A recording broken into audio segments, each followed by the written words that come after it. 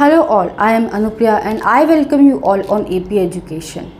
मैं आपका AP education पर स्वागत करती हूँ। मैं आपको सीटेट का सिलेबस कंप्लीट कराने के लिए यहाँ पर आई हूँ, जिसके तहत हम आज पढ़ेंगे मोशन, दैट इज़ गति वाला जो टॉपिक है वो आज कंप्लीट करेंगे। लेकिन उससे पहले अगर आपने चैनल को सब्सक्राइब नहीं किया है तो प्लीज़ सब्सक्राइब कर लें और हर क्लास के नोटिफिकेशन के लिए बेल आइकन को प्रेस करें। So let's start today's class. Motion. If a body changes its position with respect to time, then it is said to be in motion, and if it does not, then it is said to be at rest.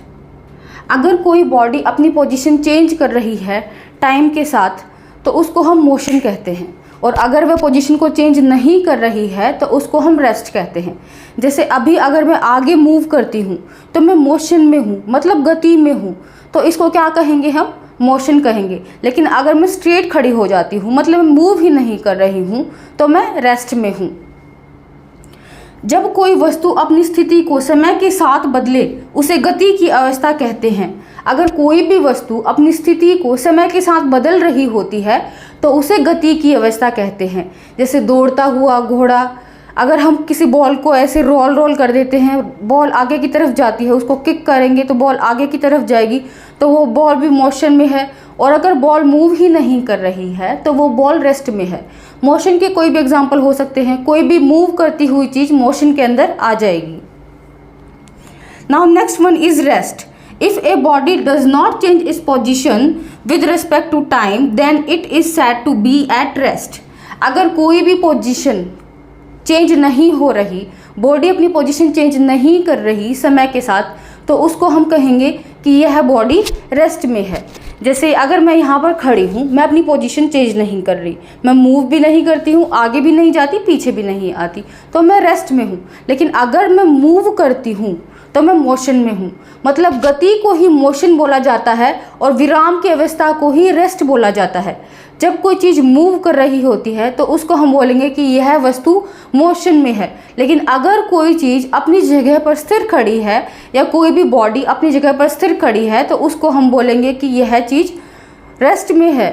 जब कोई वस्तु अपनी स्थिति को समय के साथ परिवर्तित ना करे उसे विराम की स्थिति कहते हैं। Example ball in rest. कोई भी वस्तु अगर अपने आप को समय के साथ नहीं बदल रही है तो उसे हम विराम की अवस्था कहेंगे। उदाहरण के लिए हम समझ सकते हैं कि अगर कोई बॉल है जो रेस्ट पर है, विराम की अवस्था में है, मूव नहीं कर रही है, तो वो एग्जाम्पल हम ले सकते हैं। रेस्ट के और मोशन के कोई भी एग्जाम्पल हो सकते हैं।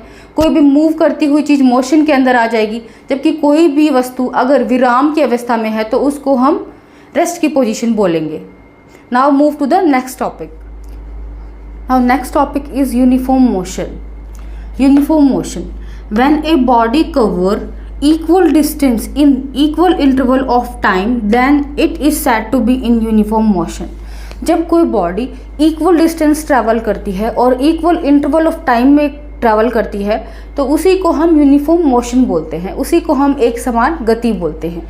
देखिए आगे समझते हैं कि कैसे। जब कोई पिंड समान समय अंतराल में समान दूरी तय करता है तो उसे एक समान गति कहा जाता है। जब कोई भी वस्तु है वो समान समय अंतराल में समान दूरी तय कर रही है तो उसको हम कहेंगे एक समान गति, दैट इज़ यूनिफॉर्म मोशन। वो कैसे?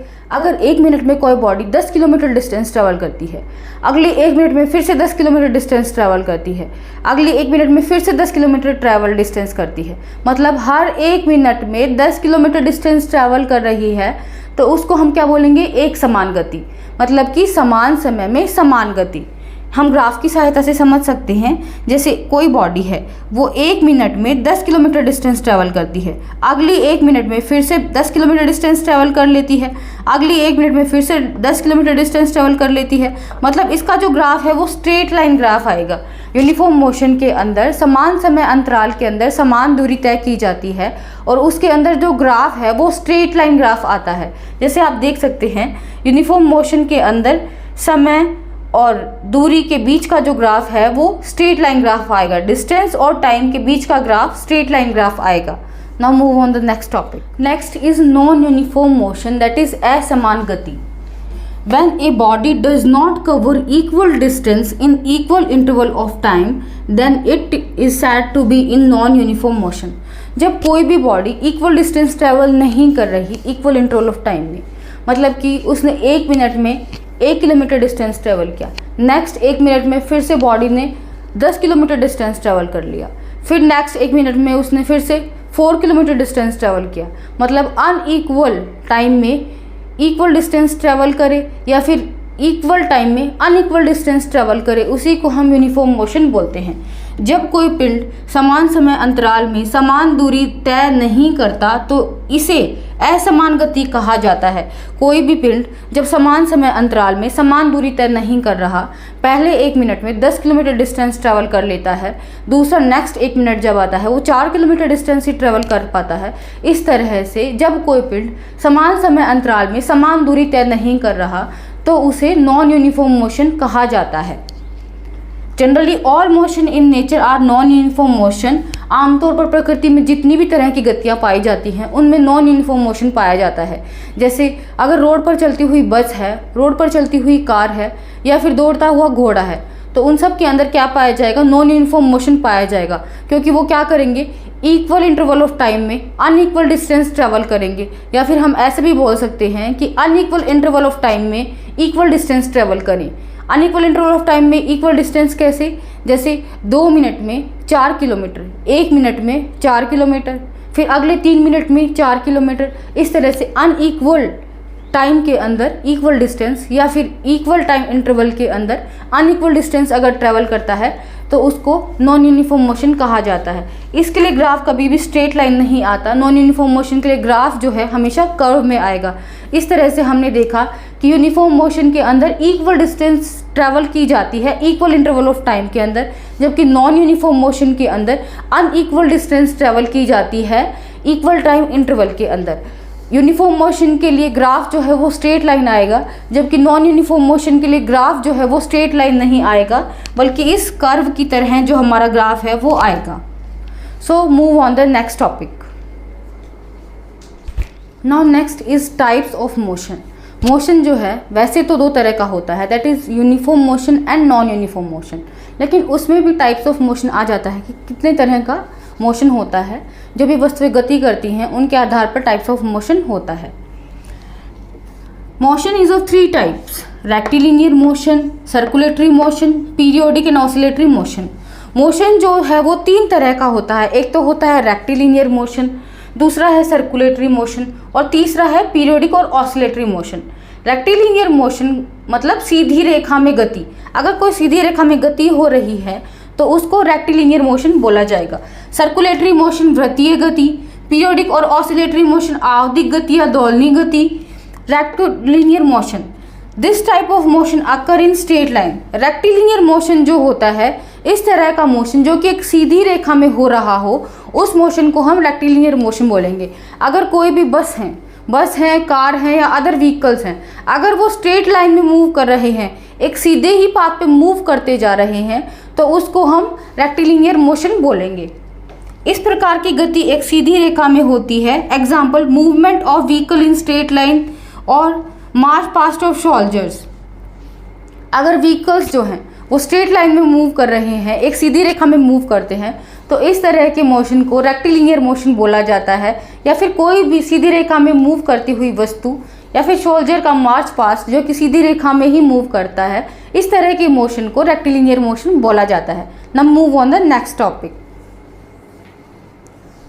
Next is circulatory motion. अगला जो हमारा टॉपिक है वो है सर्कुलेटरी मोशन, दैट इज वृत्तीय गति। When a body moves in a circular path its motion is non as circulatory motion. जब कोई भी बॉडी एक सर्कुलर पाथ में मूव करती है, राउंड राउंड मूव करती है, तो उस तरह के मोशन को सर्कुलेटरी मोशन कहा जाता है। जब कोई पिंड वृत्ताकार पथ में गति करता है, वृत्ताकार पथ मतलब जब कोई भी पिंड अगर सर्किल में गति कर रहा है, इस तरह की गति अगर किसी भी पिंड की हो रही है बार बार सर्कल में, तो उसकी गति एक वृत्ताकार पथ पर चलती है। इस राउंड वाले पथ को ही हम क्या बोलते हैं, जो सर्कल में होता है, इसी को हम वृत्ताकार पथ बोलते हैं और उसकी गति को वृत्तीय गति कहा जाता है। जैसे moving of A fan, moving of needle of clock. जैसे हमारा पंखा है घर के अंदर, वो गोल गोल घूमता है, ऐसे सर्कल में घूमता है, तो उस तरह की गति को वृत्ताकार गति कहा जाता है। जबकि हमारी घड़ी की जो सुई है उसके अंदर भी क्या होता है, सर्कुलर मोशन होता है, वृत्ताकार गति होता है। Now move on the next topic. Now third type of motion is periodic motion. जो तीसरी तरह का मोशन है वो है periodic motion. The to and fro motion of a body is non as periodic और oscillatory motion. To and fro motion किसी बॉडी का होता है, to and fro motion of a body is non as a periodic motion. किसी पिंड के आगे और पीछे की गति को आवर्त या दोलनी गति के रूप में जाना जाता है।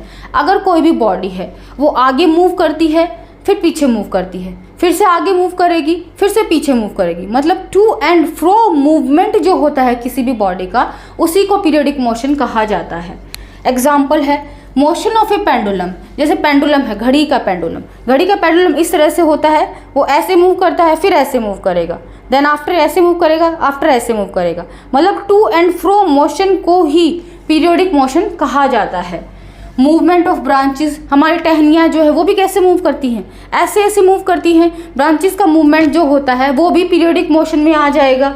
Movement of wire of A guitar, अगर हम गिटार के वायर को छेड़ देते हैं तो उसमें वाइब्रेशन होता रहता है और वो क्या करता है, टू एंड फ्रो मूवमेंट करता है। तो इस तरह के मोशन को ऑसिलेटरी मोशन कहा जाता है। Motion repeat itself after regular interval. Oscillatory motion और पीरियोडिक मोशन के अंदर क्या होता है कि मोशन अपने आप को रिपीट करता है, उसी तरह का मोशन बार बार होता है, एक रेगुलर इंटरवल के बाद मोशन अपने आप को रिपीट करता है। Now move on the next topic. In some object more than one type of motion is found. कुछ ऑब्जेक्ट ऐसे होते हैं जिसके अंदर एक से ज़्यादा तरह का मोशन पाया जाता है। कैसे? For example in a sewing machine the motion of wheel is circulatory while that of needle is periodic. एक कपड़े सिलने की मशीन जो होती है उसके अंदर उसका जो राउंड राउंड व्हील होता है उसकी मूवमेंट तो क्या होती है, सर्कुलेटरी होती है, जब उसकी निडल की मूवमेंट जो होती है वो पीरियोडिक मूवमेंट होती है। The rolling of A ball on a land has A both rectilinear and circulatory motion. अब अगर एक बॉल है वो रोल कर रही है ग्राउंड के ऊपर, गोल गोल रोल करेगी, राउंड राउंड रोल करेगी, तो बॉल का खुद का मोशन तो है वो सर्कुलेटरी मोशन है, जबकि वो एक सीधी रेखा के अंदर मूव कर रही है, एक सीधी लाइन के अंदर मूव कर रही है, तो उसके अंदर रेक्टिलिनियर मोशन भी पाया जाता है क्योंकि वो एक सीधी रेखा के अंदर मूव कर रही है। आज हमने मोशन के पार्ट 1 को कंप्लीट किया। आने वाली 2 क्लासेस में हम मोशन के टॉपिक को कंप्लीट कर लेंगे। उसी के साथ हमारा सीटेट का जो फर्स्ट टॉपिक है वो कंप्लीट हो जाएगा। मैं आशा करती हूँ कि आपको आज की क्लास अच्छे से समझ आई होगी। अगर क्लास समझ आई है तो please like, share and subscribe this channel. Thanks for watching.